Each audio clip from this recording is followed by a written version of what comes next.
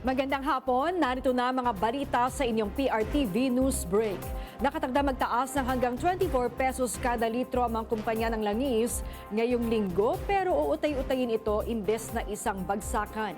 Sinabi ito ni Energy Secretary Sharon Garin matapos makipagpulong sa mga miyembro ng House Committee on Ways and Means na tumalakay sa isyu ng pagsususpinde ng excise tax sa krudo.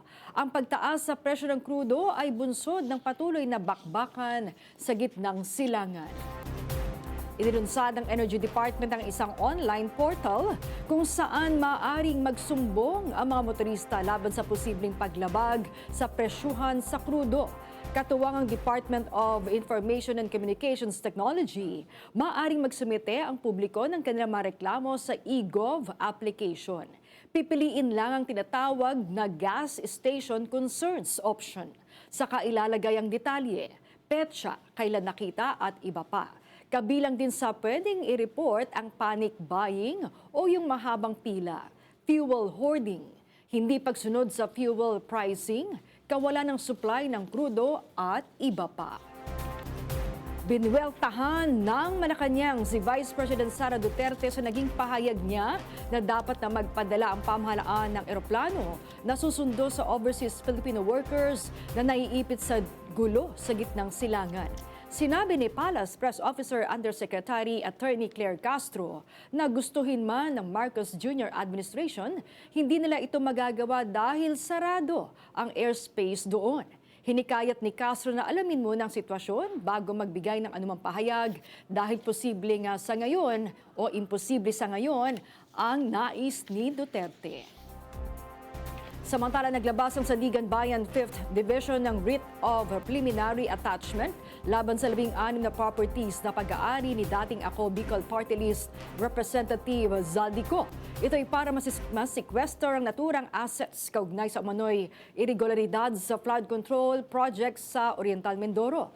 Karaniwang humihirit ang mga prosecutor ng Writ of Preliminary Attachment para payagan ng korte na makuhang assets ng inaakusahan. Muling nakalusot ang panukalang batas na magtatanggal sa travel tax. Iniakda ito ni House Majority Leader Sandro Marcos sa iba pang mambabatas at nais itong buwagin na ang travel tax dues na 2,700 pesos para sa first-class passengers at 1,620 pesos sa economy travelers. Naunang inaprubahan ang panukala ng House Committee on Tourism.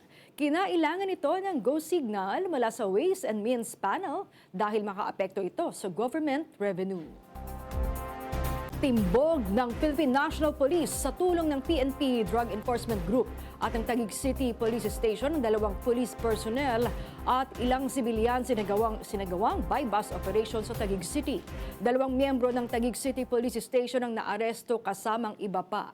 Nasa 100 gramo ng shabu ang nakuha na may halagang 680,000 pesos. Agad itong kinundena ng Taguig City LGU. Sinabi ni Mayor Lani Cayetano na dapat ay manatiling malinis ang hanay ng kapulisan laban sa mga pasaway nitong miyembro. At yan ang mga balita na kalap ng inyong PRTV News Break. Live kami sa free-to-air, Beam Channel 31, Signal Channel 31 at sa YouTube. Tumutok din sa aming social media accounts sa Instagram, Facebook at TikTok sa @PRTV Prime Media. Abangan ang mas komprehensibong balitaan sa Anangkada Balita mamayang alas 5:30 ng hapon. Ako po si Maan Macapagal. Magandang hapon.